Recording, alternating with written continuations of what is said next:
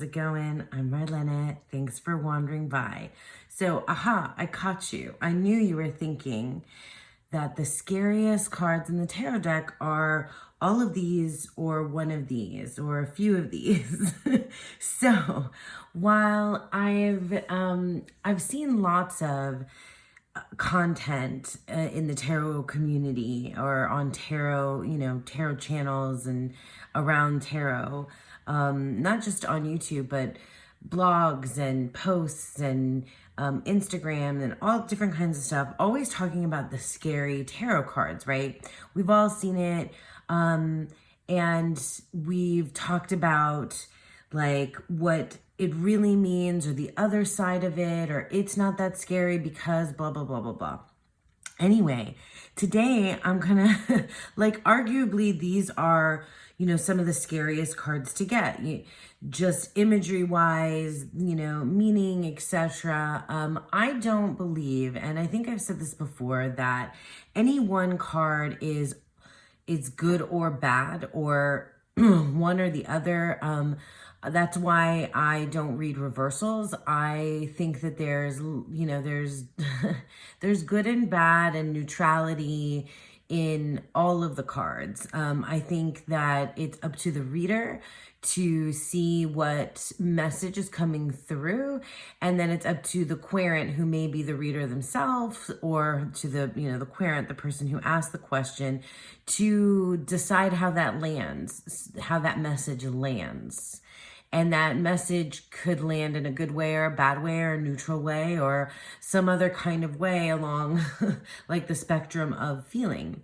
But fear of what the message will be happens before you even receive the message, right? So when one of the cards pops up, it's the fear before you even know, before that connection is made. So while these are some of the scariest cards in the tarot, I'm going to suggest that there are other cards that produce more fear for me than those big cards that I just had. Like some of these are some of the scarier cards, or quote unquote, bad cards, or cards that have like negative meaning, leaning things, right? So some of these are these the ones that I'm talking about? Are the 5 of Cups and the 5 of Wands? Look at all these fives. And the 5 of Pentacles, the 9 of Wands, and the 10 of Wands. I gotta say, these are not the ones I'm talking about. So you might be surprised where you see where I land with this. So these are not what I think are the quote unquote scariest cards, the fear producing cards, the anxiety producing cards for me necessarily. That's the case I'm trying to make here today. I've gotten these cards, many times, all of them, of course, right? But no, it's not those either. What about these?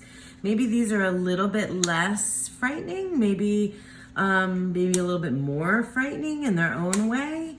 Do these cards, are these the scary cards? They're not as dark, right? As the Tower and the 10 of Swords and the Devil. They're not, the dark backgrounds, the black backgrounds, because that's just like the imagery there is what's can be fear producing. The having to leave can be scary, but that's not a card I mean either.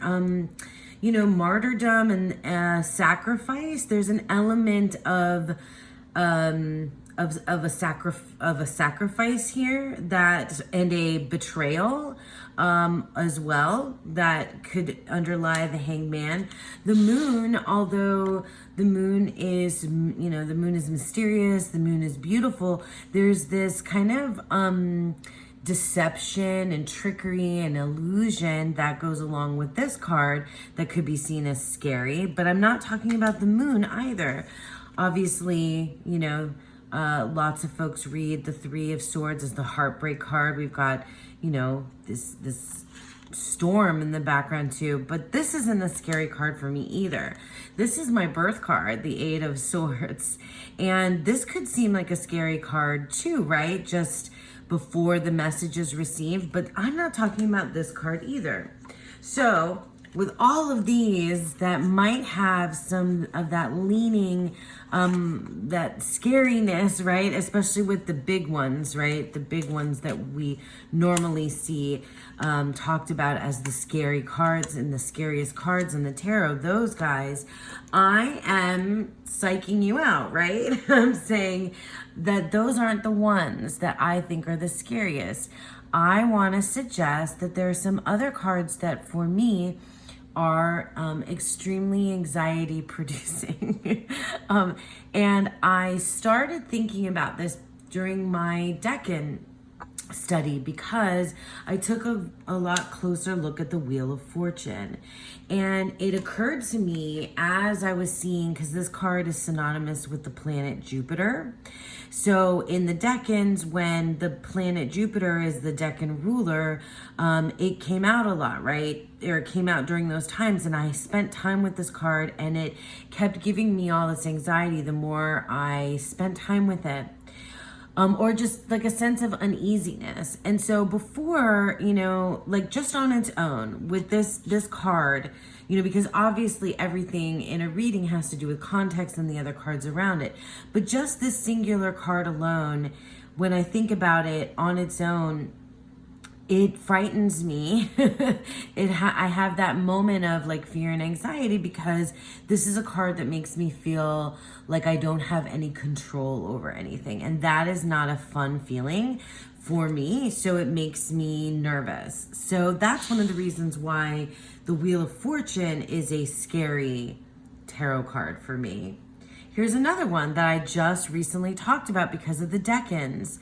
The Nine of Cups. Now, you guys all might think like, what is she talking about? This is the wish card. This is happiness. This card sometimes makes me feel like if you think of the shadow side or the reverse side of this card, it can mean smugness. The other shoe is going to drop. Like it makes me a little bit nervous. So before the message and just thinking about it on its own, right? Not necessarily in context. But in context, it could be something that is quite like anxiety producing.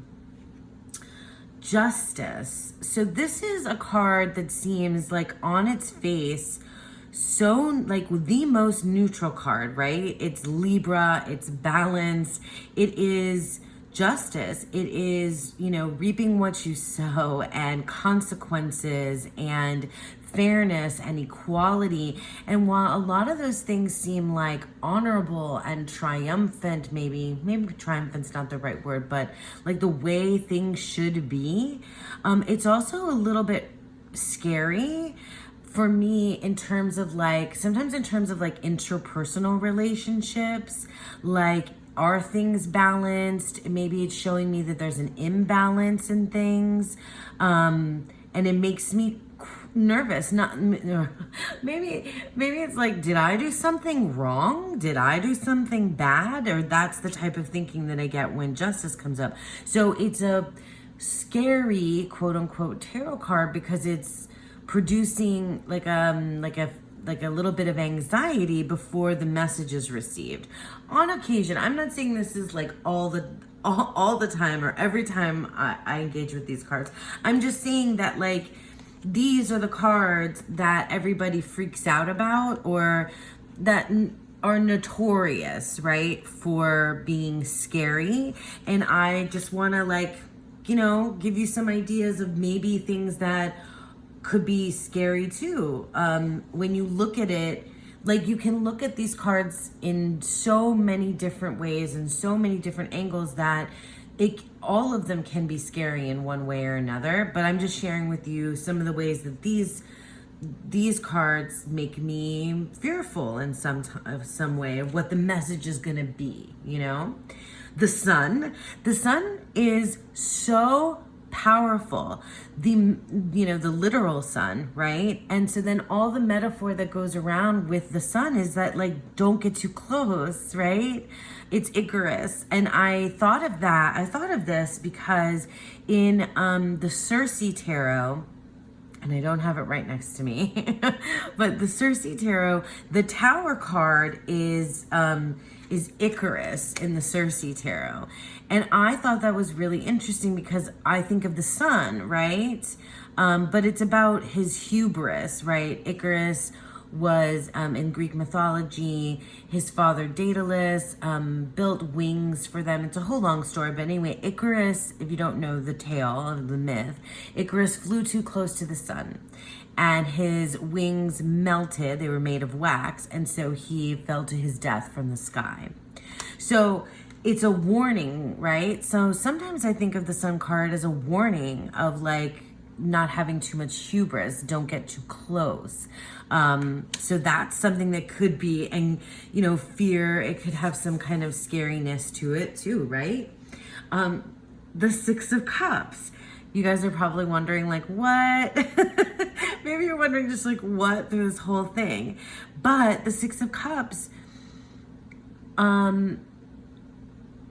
there are things from, like childhood memories that are haunting, or scary or sad. And when the Six of Cups, which is the quote unquote, nostalgia card, if I were to give it like a straight up one word keyword kind of deal, then that might be fearful for someone. Maybe me, maybe Aquarius, maybe you out there, who knows?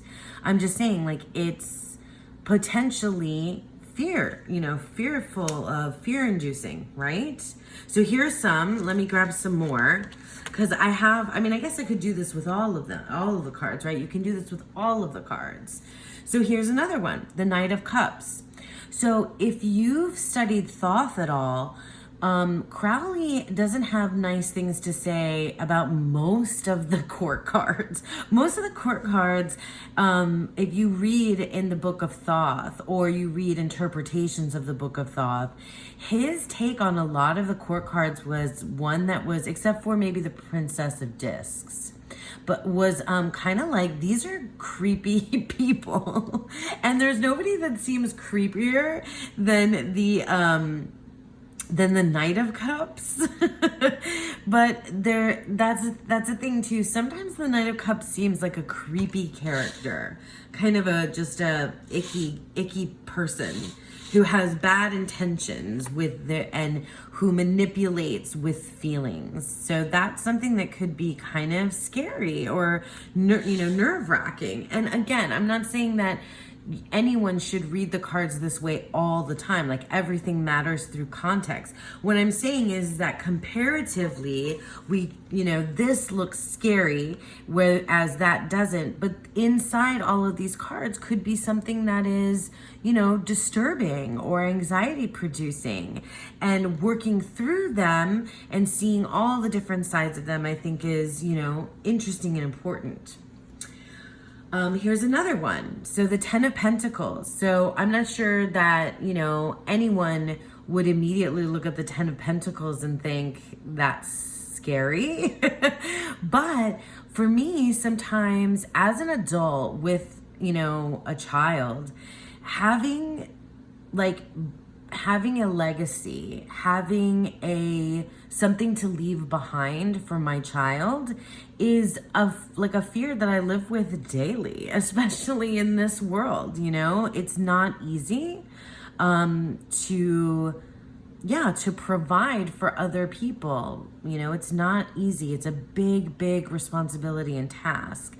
And so sometimes when this card comes up, it makes me feel all kinds of anxiety around adulting. And again, you guys, I'm not saying that this is how it goes all the time.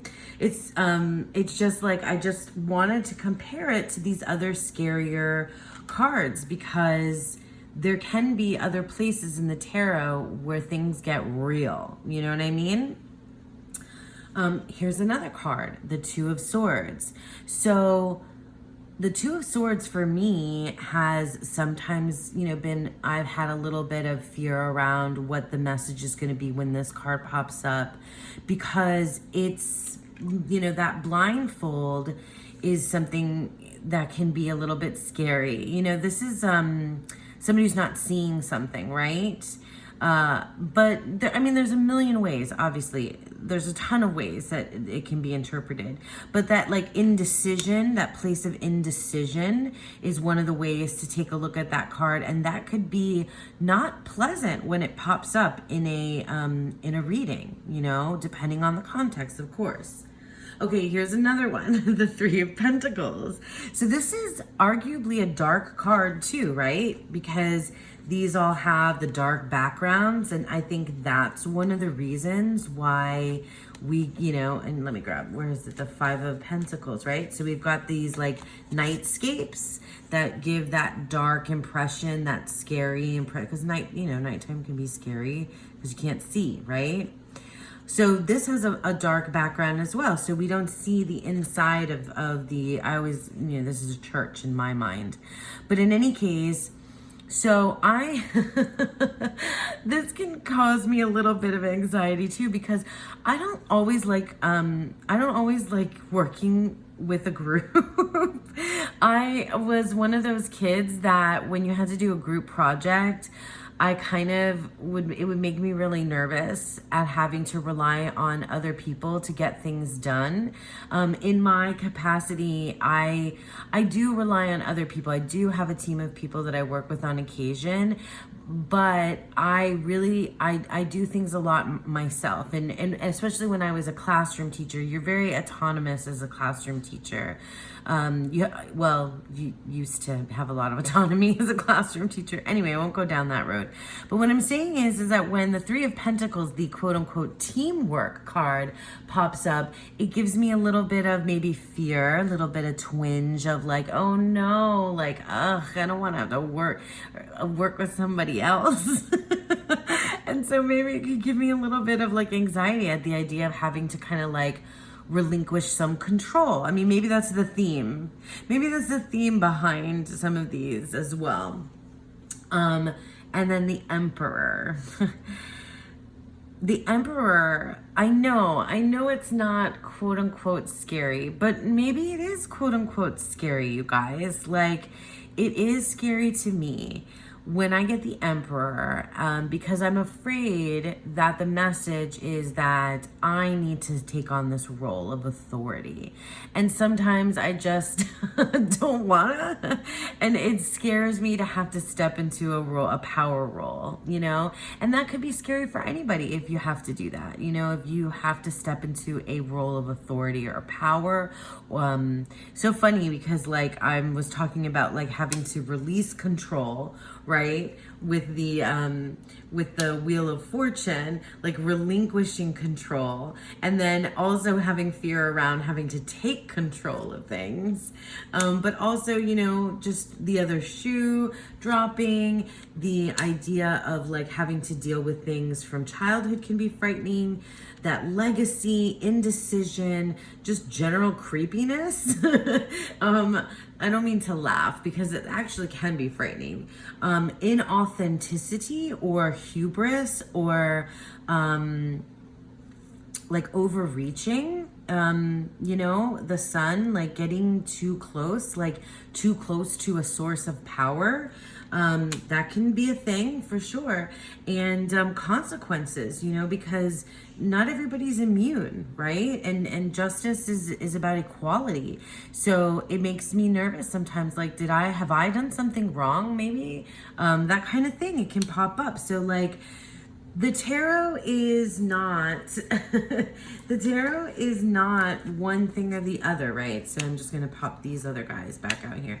The tarot, as I kind of wrap up, this is gonna be a quick video. It's not ever one, you know, one emotion or something good or something bad entirely.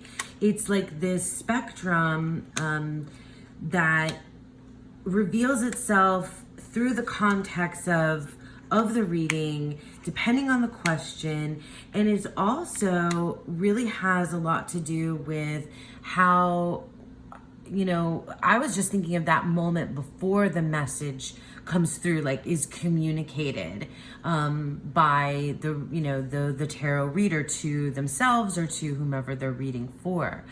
That moment before where it's like you see it and then before you start talking out loud or processing the actual message, can be, it can be like filled with like excitement or anxiety about what it's going to be. And any of the cards, and I didn't, you know, pull them all out, but I did get a good number of them, can kind of give you that sense of anxiety or just nervousness too.